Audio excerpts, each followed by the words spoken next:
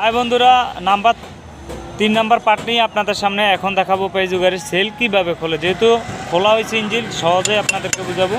এখানে একটা নাট, এখানে একটা নাট আছে। এই ক্ষেত্রে আমরা এই নাট দিয়ে উল্টা দিকে খুলবো।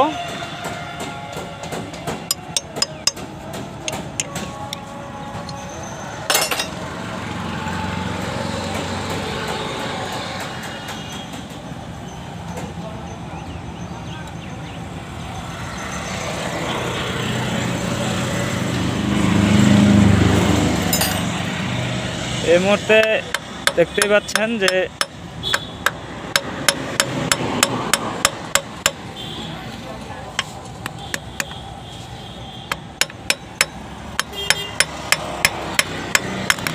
এই যে সেল অলরেডি নাম্বার 3 পার্ট হয়েছে। নেক্সট নাম্বার 4 নিয়ে আসবো আপনাদের সামনে। তো এই পর্যন্তই, আপনারা ভালো থাকবেন। আল্লাহ হাফেজ।